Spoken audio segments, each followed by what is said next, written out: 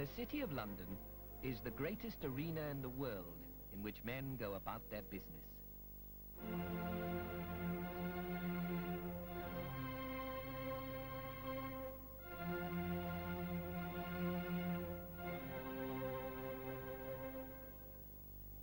It is like no other city.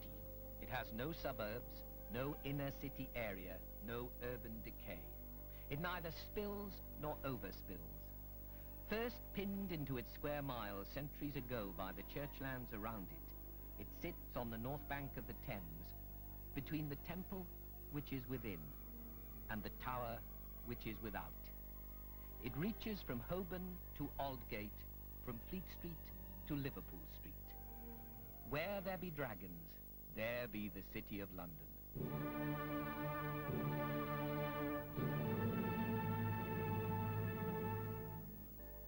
Into the City of London every working day come close on 350,000 people. They come to work. The bankers and the brokers, the lenders and the borrowers, the underwriters and the overreachers. Every great financial institution in the land is here. The Bank of England, of course. The clearing banks and the merchant banks.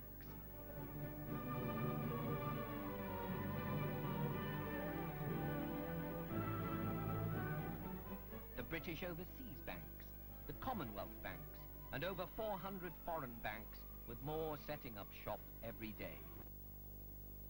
Lloyd's of London is the single most important insurance centre in the world.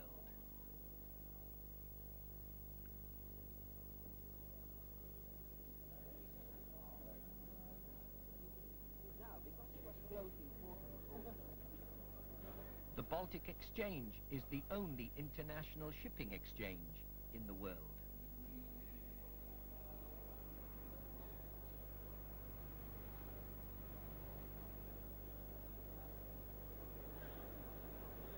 The stock exchange is the very model of a marketplace in which price is determined by the simple application of supply and demand. Almost astride the meridian of Greenwich, the City of London can trade with the world in the course of a single day in every means of exchange visible and invisible. And speech is the currency of those transactions. Keys may clatter, computers chatter, but above it all men talk, or sometimes shout. And no matter how loud the hubbub of the marketplace, a word pledged is an agreement honored. This is as true in the meat market as in the money market. Watch your backs now. Help! Hey!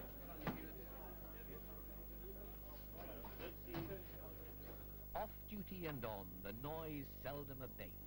From early breakfast in Smithfield to last orders in Mother Bunch's wine house, voices are always raised.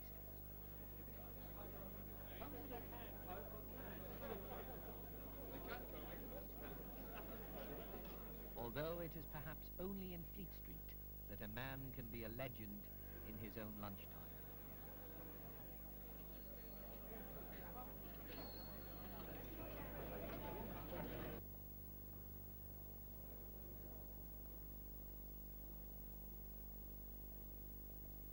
The men of law have their say too, with a sentence hanging on every word.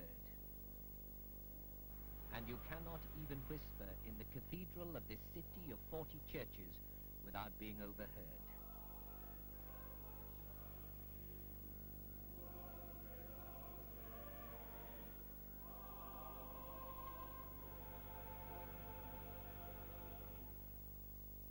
This, then, is a congregation of people at full voice and at full stretch, always in a hurry. They are the inhabitants of a city which is not downtown anywhere, but all centre. The corporation of the City of London is the government of that centre. Without it, the centrifugal hubbub would fly apart. And just as the City of London is like no other city, so the corporation of the City of London is like no other city's government. Alone among local authorities, the corporation is not the creation of Parliament. It preceded Parliament. The statutes of Westminster impose many duties and controls. They do not determine the corporation's constitution nor its being.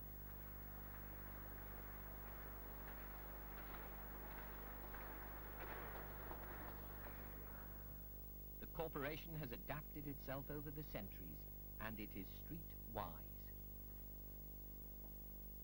It is a federation of 25 wards, their names entries in history: Aldersgate, Billingsgate, Bishopsgate, Cripplegate, every one an opening for those who seek to serve on the Court of Common Council. And those elected to serve, whether male or female, are Common Council men, from 4 to 12 for each ward. Candidates offer themselves to the electorate not as nominees of a political party, but as individuals. They are elected by those who live here and pay rates, and by the greater number of those who do business here and pay rates in their own names. Every third week, they all meet in Common Council. They meet in Guildhall, seat of the city's government. The Lord Mayor is their chairman, the town clerk their chief executive, the chamberlain their treasurer, and they govern the city. The aldermen and the Common Council men man the 24 corporation committees. None is left out, and each must take his turn. They themselves are city people. They are knowledgeable, representative, interested. Their meetings are not the enhancement of their leisure hours, but the fulfillment of their working day. Under their scrutiny, the corporation plans and spends, owns and maintains. It is a police authority with a force which monitors every square foot of the city's 677 acres and patrols the 48 miles of the city streets. A force on foot, on horse and on wheels.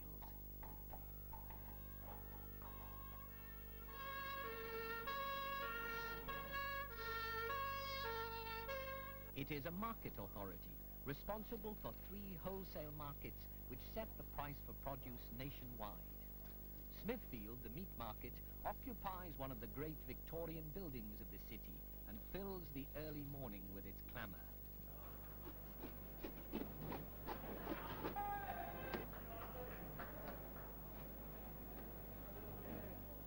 Billingsgate, the fish market, has moved from its ancient frozen site to a new location in the West India Dock.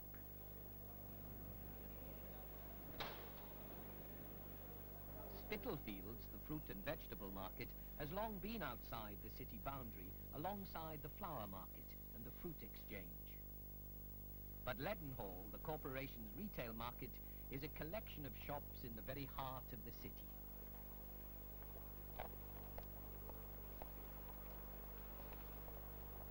The corporation has 3 schools. The City of London School, which is for boys, is close to the river. Tomorrow, Tuesday, the Military History Society is holding its annual general meeting.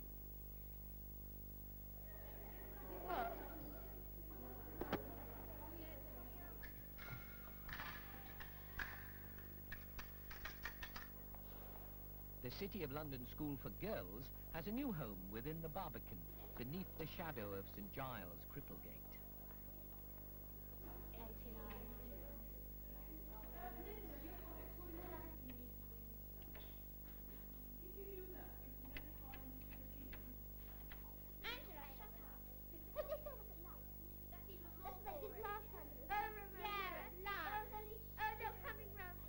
The City of London Freeman School, which is for boys and girls, once occupied the London Workhouse, but is now to be found at Ashted Park in Surrey.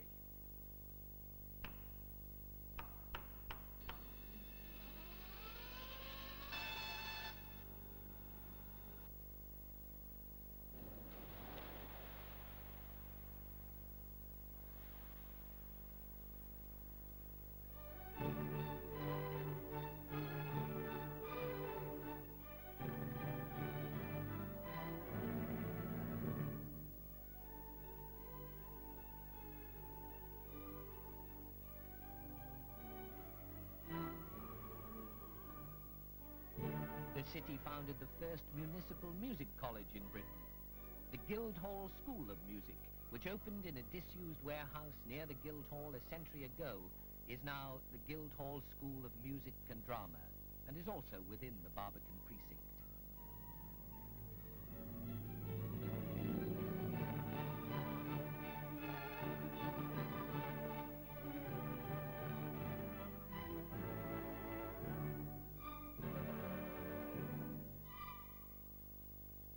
The corporation had the first medical officer of health in Britain, and now has the only one. As the corporation's chief doctor, he is responsible not only for public health within the city, but also down the Thames, because the corporation is the Port of London Health Authority, with a fleet of launches to keep infection at bay.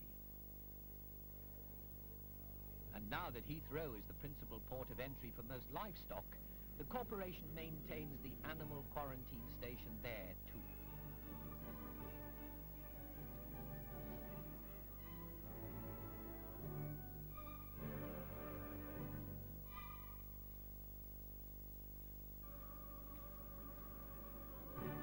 Most of its ventures beyond its own boundaries have set an example to the nation. To provide open space for recreation and public enjoyment, it purchased first a large part of Epping Forest a century ago, then swiftly acquired also Burnham Beeches, Highgate Wood, Queen's Park Kilburn, and the Kent and Surrey Commons. And within its own walls it created the first smokeless zone in Britain.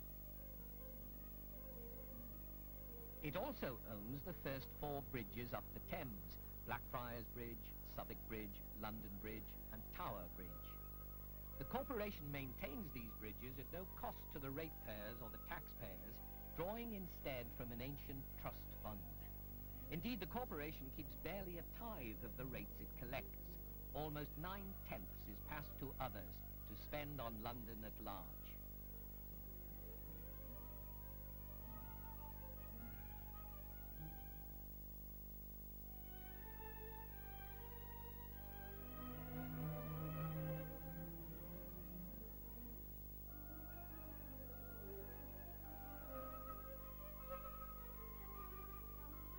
The conspicuous expenditure for which the corporation is best known, its ceremonial, its entertainment, its hospitality, is paid for not by the ratepayers nor from the public purse, but from a treasury of ancient bequests called the city's cash, capital letters for a capital sum, to finance the symbols of the city's splendor, the emblem of its circumstance.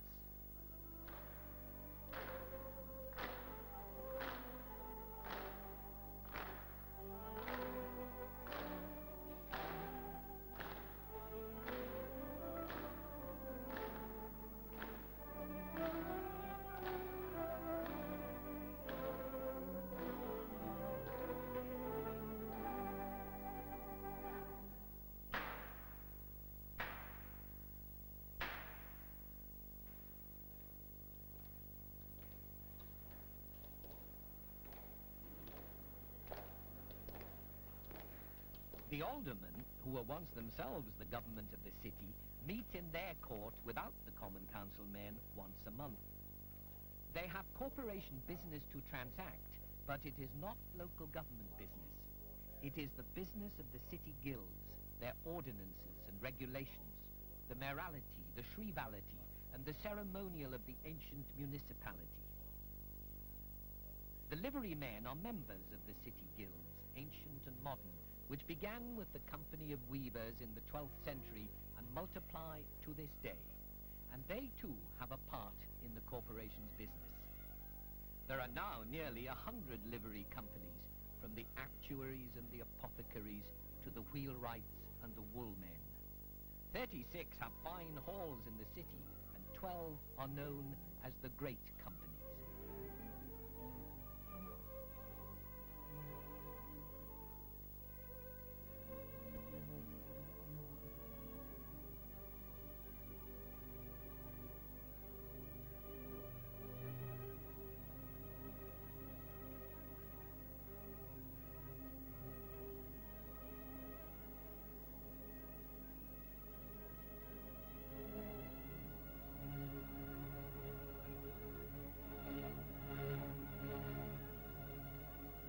livery men meet in Guildhall every year on Midsummer's Day in what they call Common Hall to elect 2 sheriffs.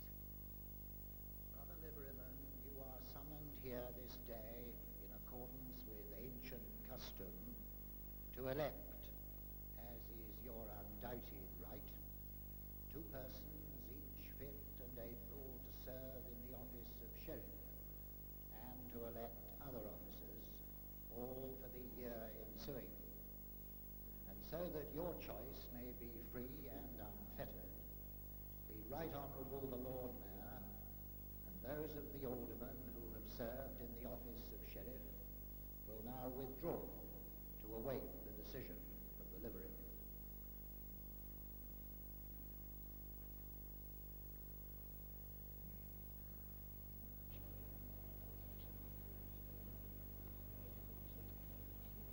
They meet again in Guildhall on Michaelmas Day to nominate in Common Hall 2 candidates for Lord Mayor. Both must be aldermen who have served as sheriff, and the Court of Aldermen makes the final choice between the 2.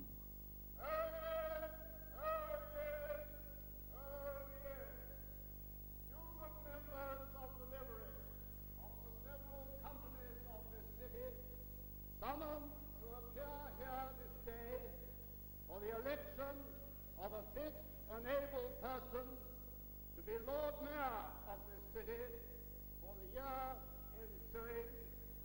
Draw near and give your attendance. God save the Queen.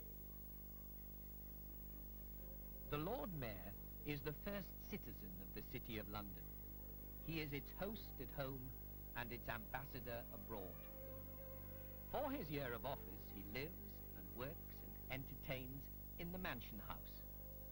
He presides, too, in Guildhall over the Court of Aldermen and the Court of Common Council. He attends 1,000 functions in his year and makes a speech at most of them. He takes precedence in the city over all except the sovereign, to whom he surrenders the city sword when she comes to call.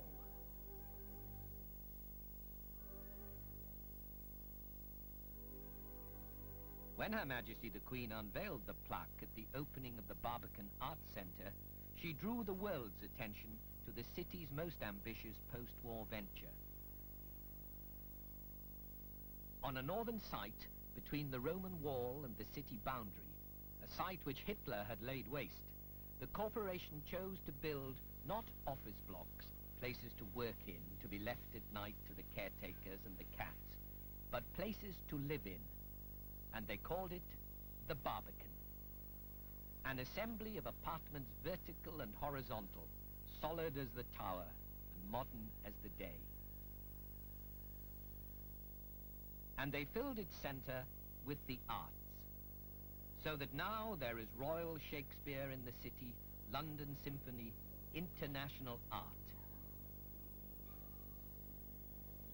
6,000 people live in the Barbican.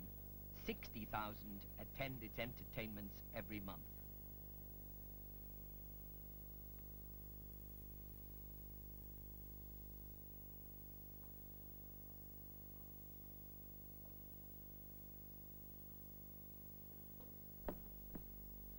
Here's neither bush nor shrub to bear off any weather at all, and another storm brewing. I hear it sing in the wind.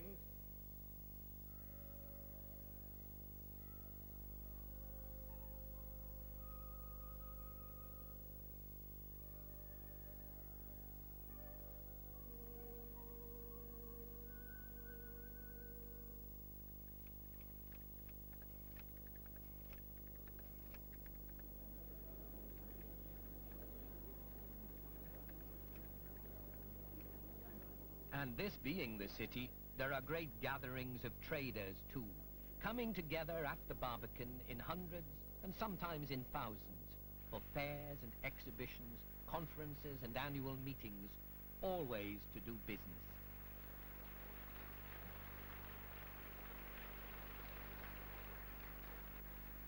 And you know from the familiar hubbub that you are in the city. The city at work and at play is noisy and hectic.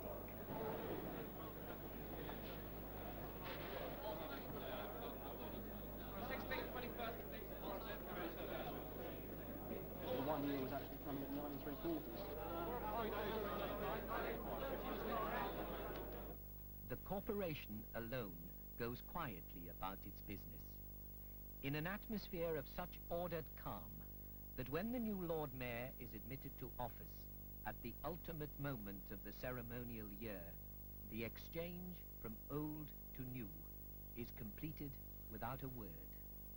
The silent change.